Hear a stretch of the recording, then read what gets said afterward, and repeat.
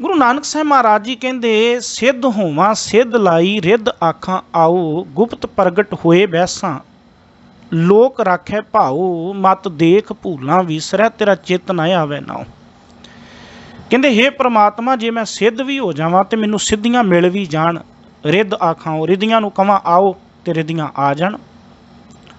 मैं इन्ना वड्डा सिद्ध हो जावां इन्ना मैं कामयाब हो जावां भी मैनू रिद्धियां सिद्धियां प्राप्त हो जाना रिद्धियां नू कवां आओ ये रिद्धियां आ जाण। फिर गुप्त प्रगट होए बैसां इस तरह लोगों के इकट्ठ विच मैं बैठा होवां ते बैठिया बैठे मैं गुप्त हो जा किसी नू दिखाई ना देवां किते मैं है ही नहीं सी मैं एकदम प्रगट हो जावां लोक राखे भाओ लोक मेरे नाल प्यार करन। पर परमात्मा किरपा करी ये जे किते मैनू मिल भी जाण जे किते ये मैनू मिल भी जाण ते परमात्मा किरपा करी मेहर करी मत देख भूलां विसरै। आ गल गुरमत दी असीं इहदे चाहवान नहीं रिद्धियां सिद्धियां दे पर मालका जे मैनू किते मिल भी जाण किते ये ना होवे अवरां साध भी जिहड़ियां ये होर पासे लैके जाण वालियां मालका मेरे ते किरपा करी मत देख भूलां विसरै तेरा चित ना आवे नाओ। मतां किते मैं रिद्धियां सिद्धियां नू वेख के तैनू भुल जावां तेरा नाम मेरे चेते विच ना आवे मालका मेरे ते दया करी किरपा करी रिद्धियां सिद्धियां दी मैनू लोड़ नहीं ते जे तू किरपा करे मिल जाण ते मैं इन्हां दे मिलन ते भी तैनू भुल ना जावां तेरे नाम नू भुल ना जावां तेरा नाम मेरे जीवन दा आसरा बनिया रहे मेरे जीवन लई ज्ञान बनिया रहे। मेरे लिए रिद्धियां सिद्धियां दी कोई वैल्यू नहीं क्योंकि ये ते होर पासे लै जांदियां ने रब तो। भोजन ज्ञान बनावा गुरु दा बख्शिया होया जिहड़ा ज्ञान आ वो मेरे जीवन की खुराक बन जाए। तो ज्ञान किहड़ी गल दा होवे ज्ञान इसे गल दा होवे कि घट घट वाजै नाद कि वो परमात्मा की नादी हरेक दे हिरदे विच वज रही है।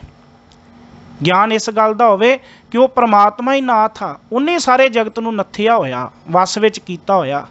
ज्ञान इस गल दा होवे कि रिद्धियां सिद्धियां जिहड़ियां ने ये नाम दा रस नहीं ये ज्ञान दा संबंध नहीं ज्ञान नाल इन्हां दा संबंध नहीं ये ते संजोग विजोग दोए कार चलावैं लेखे आवें भाग। ज्ञान इस गल दा होवे कि संजोग विजोग दोए कार चलावैं लेखे आवें भाग। विद्वानां ने इहदे कई अर्थ कीते ने। संजोग संजोग का अर्थ है मिलाप मेल ते विजोग विजोग का अर्थ है विछोड़ा। संजोग विजोग दोवें संजोग ते विजोग मिलाप ते विछोड़ा कहते किहदे जरिए हो रहा दोए कार चलावें कहते परमात्मा ने कार चलाई हुई। इस संसार का जिहड़ा सारा कार विहार आ उस अकाल पुरख की शक्ति दे नाल चल रहा जिस शक्ति तो इको समय संजोग ते विजोग उपजदे ने। ये जीव अपने भागां दे नाल अपने चंगे कर्मां दे नाल सब कहते एक दूजे तो एक विद्वानां ने यह अर्थ कीते कि अपने पूर्वले कर्मां दे अनुसार एक दूजे तो विछड़दे ने फिर मिलदे ने।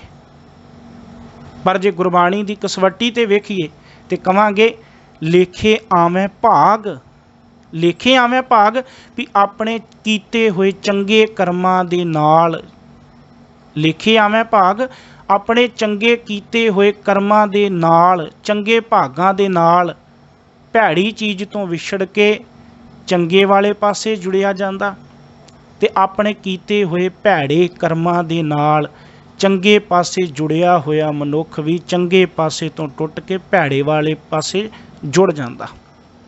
इदां कह लवां कि लेखे आवें भाग अपने कीते हुए लेखे दे अनुसार इस तरह कह लीए भी परमात्मा जिहड़ा उन्हां दा लेखा करदा ना संजोग विजोग दोए कार चलावें परमात्मा ने मिलाप दी ते विछोड़े दी कार चलाई हुई ते कहंदे जीव अपने कर्मां दे अनुसार उस परमात्मा दे नालों विछड़दा भी आ अपने कर्मां दे करके किरत कर्म के विछोड़े कर किरपा मिलो राम।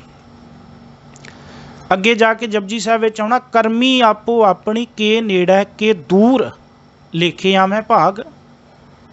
ਕਹਿੰਦੇ ਆਪਣੇ ਲੇਖਾਂ ਦੇ ਅਨੁਸਾਰ, ਆਪਣੇ ਕਰਮਾਂ ਦੇ ਅਨੁਸਾਰ ਇਹ ਭਾਗ ਬਣਾਉਂਦਾ ਕਿ ਉਹ ਪ੍ਰਮਾਤਮਾ ਦੇ ਨਾਲੋਂ ਆਪਣੇ ਨੇਕ ਕਰਮਾਂ ਕਰਕੇ ਮਿਲਾਪ ਵੀ ਕਰ ਲੈਂਦਾ ਤੇ ਆਪਣੇ ਭੈੜੇ ਕਰਮਾਂ ਕਰਕੇ ਰੱਬ ਨਾਲੋਂ, ਸਤ ਸੰਗੀਆਂ ਨਾਲੋਂ, ਗੁਰਮੁਖਾਂ ਨਾਲੋਂ ਵਿਛੜ ਵੀ ਜਾਂਦਾ ਹੈ।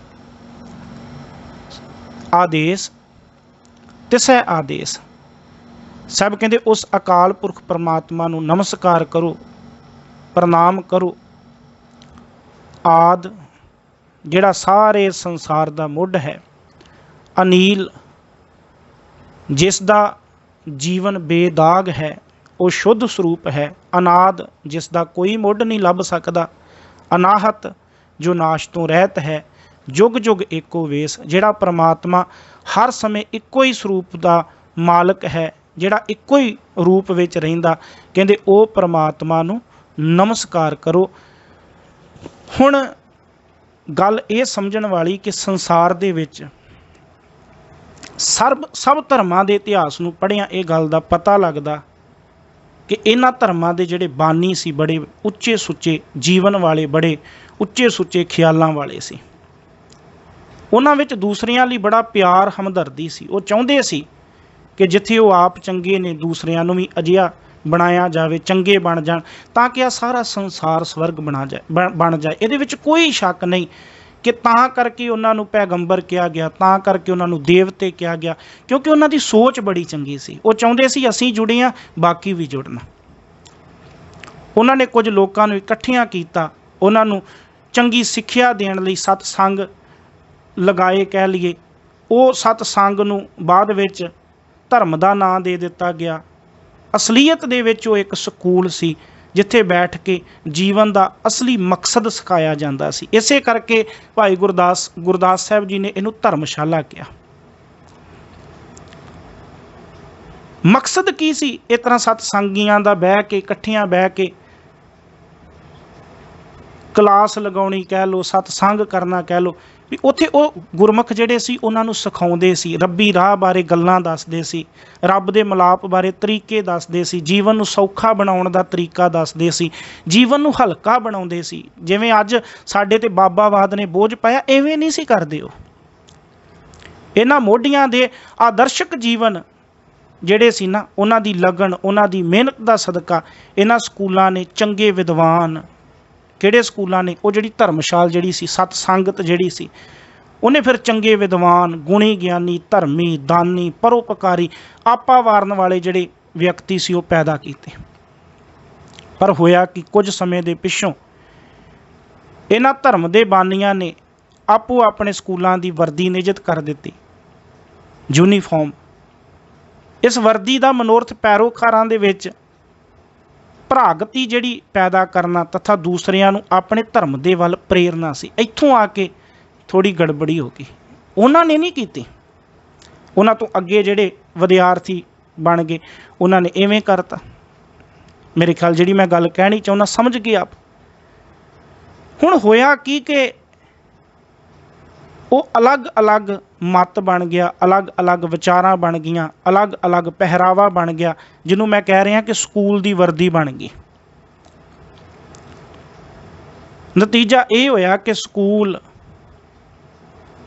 ਇਹ ਧਰਮ ਨਿਰਾ ਵਿਖਾਵਾ, ਬਸ ਧਾਰਮਿਕ ਚਿੰਨ੍ਹਾਂ ਦੀ ਇਸ ਤਰ੍ਹਾਂ ਕਹਿ ਲਈਏ ਪ੍ਰਦਰਸ਼ਨੀ ਬਣ ਕੇ ਰਹਿ ਗਏ। ਫਿਰ ਧੰਨ ਗੁਰੂ ਨਾਨਕ ਸਾਹਿਬ ਮਹਾਰਾਜ ਜੀ, ਜਿਵੇਂ ਸਕੂਲ ਦੇ ਵਿੱਚ ਇੰਸਪੈਕਟਰ ਆਉਂਦਾ ਨਾ ਚੈਕਿੰਗ ਲਈ, ਗੁਰੂ ਨਾਨਕ ਸਾਹਿਬ ਮਹਾਰਾਜ ਇੰਸਪੈਕਟਰ ਬਣ ਕੇ ਧਰਮ ਦੀ ਕਮਜ਼ੋਰੀਆਂ ਨੂੰ, ਧਰਮਾਂ ਦੀਆਂ ਕਮਜ਼ੋਰੀਆਂ ਨੂੰ, ਮੱਤਾਂ ਦੀਆਂ ਕਮਜ਼ੋਰੀਆਂ ਨੂੰ ਵੇਖ ਕੇ ਇਹਨਾਂ ਸਕੂਲਾਂ ਦੇ ਵਿੱਚ ਇੰਸਪੈਕਟਰ ਬਣ ਕੇ ਇਹਨਾਂ ਨੂੰ ਵੇਖਣ ਲਈ ਪਹੁੰਚੇ। ਜਦੋਂ ਫਿਰ ਉਹਨਾਂ ਦੇ ਅਧਿਆਪਕਾਂ ਦੇ ਨਾਲ, ਉਹਨਾਂ ਦੇ ਸੇਵਕਾਂ ਦੇ ਨਾਲ ਉਹਨਾਂ ਦੀਆਂ ਕਮਜ਼ੋਰੀਆਂ ਦਾ ਜਾਇਜ਼ਾ ਲਿਆ ਅਤੇ ਉਹਨਾਂ ਨੂੰ ਨੇਕ ਸਲਾਹ ਕੀ ਦਿੰਦੇ। ਜੇ ਕੋਈ ਪੰਡਿਤ ਮਿਲਿਆ ਤਾਂ ਉਹਨੂੰ ਕਹਿੰਦੇ ਜਜਮਾਨ ਜਨੇਊ ਜਿਹੜਾ ਨਾ ਇਹ ਪਾ, ਪਰ ਕਿਹੜਾ ਪਾ, ਦਇਆ ਸੰਤੋਖ ਆ ਜਨੇਊ ਧਾਰਨ ਕਰ। ਮੈਂ ਪਹਿਲਾਂ ਵੀ ਗੱਲ ਕਰ ਰਿਹਾ ਸੀ ਵੀ ਦਇਆ ਕਪਾਹ ਸੰਤੋਖ ਸੂਤ ਜਤ ਗੰਢੀ ਸਤ ਵਟ, ਇਹ ਜਨੇਊ ਜੀ ਕਹਈ ਤਾਂ ਪਾਂਡੇ ਕੱਤ। ਜੇ ਮੁਸਲਮਾਨ ਵੀਰ ਮਿਲੇ ਉਹਨਾਂ ਨੂੰ ਕਿਹਾ ਕਿ ਮੁਸਲਮਾਨ ਕਹਾਵਣ ਮੁਸ਼ਕਲ ਜਾਂ ਹੋਏ ਤਾਂ ਮੁਸਲਮਾਨ ਕਹਾਵੈ। ਜੇ ਤੇਰੇ ਵਿੱਚ ਮੇਰ ਤੇਰ ਦੀ ਭਾਵਨਾ, ਇਹਨੂੰ ਖਤਮ ਕਰ। ਪਹਿਲਾਂ ਸੱਚ ਹਲਾਲ ਦੋਏ, ਤੀਜੀ ਖੈਰ ਖੁਦਾਏ, ਚੌਥੀ ਨੀਅਤ ਰਾਸ ਮਨ, ਪੰਜਵੀਂ ਸਿਫਤ ਸੁਣਾਏ, ਅਨੁਸਾਰ 5 ਗੁਣਾਂ ਦਾ ਧਾਰਨੀ ਬਣ। ਫਿਰ ਬੇਸ਼ੱਕ ਕਰਨੀ ਕਲਮਾ ਆਖ ਕੇ ਤਾਂ ਮੁਸਲਮਾਨ ਸਦਾਏ। ਕੋਈ ਸ਼ੱਕ ਹੀ ਨਹੀਂ, ਫਿਰ ਤੂੰ ਸੱਚਾ ਮੁਸਲਮਾਨ ਆ। ਇਸੇ ਤਰ੍ਹਾਂ ਇਹਨਾਂ 2 ਪੌੜੀਆਂ ਦੇ ਵਿੱਚ ਗੁਰੂ ਸਾਹਿਬ ਜੀ ਨੇ ਜੋਗੀਆਂ ਨੂੰ ਕਿਹਾ ਕਿ ਭਾਈ ਜੇ ਪ੍ਰਮਾਤਮਾ ਨਾਲ ਜੁੜਨਾ ਚਾਹੁੰਦੇ ਹੋ ਨਾ, ਤੇ ਮੁੰਦਰਾਂ, ਝੋਲੀ, ਡੰਡਾ ਆਦਿਕ ਆ ਸਰੀਰਕ ਚਿੰਨ੍ਹਾਂ ਦੀ ਥਾਂ ਸਗੋਂ ਦਇਆ, ਸੰਤੋਖ, ਜਤ, ਸਤ ਆਦਿਕ ਇਹ ਜਿਹੜੇ ਗੁਣ ਨੇ ਨਾ, ਇਹਨਾਂ ਨੂੰ ਧਾਰਨ ਕਰੋ। ਸਿਰਫ ਆਪਣੇ ਧਰਮ ਦੇ ਅਨੁਯਾਈਆਂ ਦੇ ਨਾਲ ਪਿਆਰ ਕਰਨ ਦੀ ਥਾਂ ਸਾਰੀ ਸ੍ਰਿਸ਼ਟੀ ਨੂੰ ਆਪਣਾ ਜਮਾਤੀ, ਆਪਣਾ ਭਰਾ ਸਮਝੋ। ਆਪਣੇ ਜੀਵਨ ਵਿੱਚ ਮਿਹਨਤ ਕਰਕੇ ਖਾਓ। ਫਿਰ ਸਾਹਿਬ ਕਹਿੰਦੇ ਜੋਗ ਨਾ ਖਿੰਥਾ, ਜੋਗ ਨਾ ਡੰਡਾ, ਜੋਗ ਨਾ ਭਸਮ ਚੜਾਈਐ। ਇੱਥੋਂ ਤੱਕ ਸਾਹਿਬ ਨੇ ਸ਼ਬਦ ਵਰਤੇ ਕਿ ਖਿੰਥਾ ਦੇ ਨਾਲ ਕੋਈ ਜੋਗੀ ਨਹੀਂ, ਡੰਡਾ ਫੜਨ ਨਾਲ ਕੋਈ ਜੋਗੀ ਨਹੀਂ, ਭਸਮ ਮਲ ਨਾਲ ਕੋਈ ਜੋਗੀ ਨਹੀਂ, ਜੋਗ ਨਾ ਮੁੰਦੀ ਮੂੰਡ ਮੁੰਡਾਇਆ, ਜੋਗ ਨਾ ਸਿੰਘੀ ਵਾਹੀਐ। ਸਿਰ ਮਨਾਉਣ ਨਾਲ ਕੋਈ ਜੋਗੀ ਨਹੀਂ, ਜਾਂ ਸਿੰਘੀ ਵਜਾਉਣ ਨਾਲ ਕੋਈ ਜੋਗੀ ਨਹੀਂ। ਜੋਗੀ ਕਿਵੇਂ ਆ? ਅੰਜਨ ਮਾਹੇ ਨਿਰੰਜਨ ਰਹੀਐ, ਜੋਗ ਜੁਗਤ ਇਵ ਪਾਈਐ। ਅੰਜਨ ਮਾਹੇ ਨਿਰੰਜਨ ਰਹੀਐ, ਸੰਸਾਰ ਦੇ ਵਿੱਚ ਰਹਿ ਕੇ ਮਾਇਆ ਤੋਂ ਨਿਰਲੇਪ ਰਹੀਏ। ਇਹਨਾਂ 2 ਪੌੜੀਆਂ ਵਿੱਚ ਸਾਹਿਬ ਜੀ ਨੇ ਇਹ ਸਾਨੂੰ ਭਾਵ ਅਰਥ ਸਮਝਾਉਣ ਦਾ ਯਤਨ ਕੀਤਾ ਹੈ। ਸਾਹਿਬ ਕਿਰਪਾ ਕਰਨ ਅਸੀਂ ਧਰਮ ਦੇ ਚਿੰਨ੍ਹਾਂ ਦੀ ਬਜਾਏ ਅੰਦਰ ਆਪਣੇ ਧਰਮ ਦੇ ਚਿੰਨ੍ਹ ਪਾਉਣ ਦੀ ਕੋਸ਼ਿਸ਼ ਕਰੀਏ। ਠੀਕ ਜਿਵੇਂ ਇੱਥੇ ਇਹ ਗੱਲ ਕਹੀ ਜਾ ਸਕਦੀ ਕਿ ਸਾਡਾ ਇੱਕ ਕੌਮੀ ਕਨਸੈਪਟ ਹੈ, ਕੌਮੀ ਕਨਸੈਪਟ ਦੇ ਅਨੁਸਾਰ ਅਸੀਂ 5 ਕਕਾਰਾਂ ਦੇ ਧਾਰਨੀ ਹੋਣਾ, ਪਰ 5 ਕਕਾਰ ਵੀ ਸਾਨੂੰ ਫਿਰ ਜਾ ਕੇ ਇੱਕ ਮਰਿਆਦਾ ਦੱਸਦੇ ਨੇ। ਉਹ ਮਰਿਆਦਾ ਆਪਣੇ ਆਪ ਵਿੱਚ ਇੱਕ ਗੁਣ ਹੈ। ਸਤਿਗੁਰੂ ਕਿਰਪਾ ਕਰਨ ਅਸੀਂ ਅੰਦਰੋਂ ਧਰਮੀ ਬਣ ਸਕੀਏ, ਅਸੀਂ ਅੰਦਰੋਂ ਧਰਮ ਦਾ ਪਹਿਰਾਵਾ ਧਾਰਨ ਕਰ ਸਕੀਏ, ਜਿਹੜਾ ਗੁਰੂ ਬਾਬਾ ਜੀ ਨੇ ਖਾਸ ਕਰਕੇ ਇਹਨਾਂ 2 ਪੌੜੀਆਂ ਦੇ ਵਿੱਚ ਬਖਸ਼ਿਸ਼ ਕੀਤਾ ਹੈ। ਭੁੱਲਾਂ ਚੁੱਕਾਂ ਦੀ ਖਿਮਾ। ਵਾਹਿਗੁਰੂ ਜੀ ਕਾ ਖਾਲਸਾ, ਵਾਹਿਗੁਰੂ ਜੀ ਕੀ ਫਤਿਹ।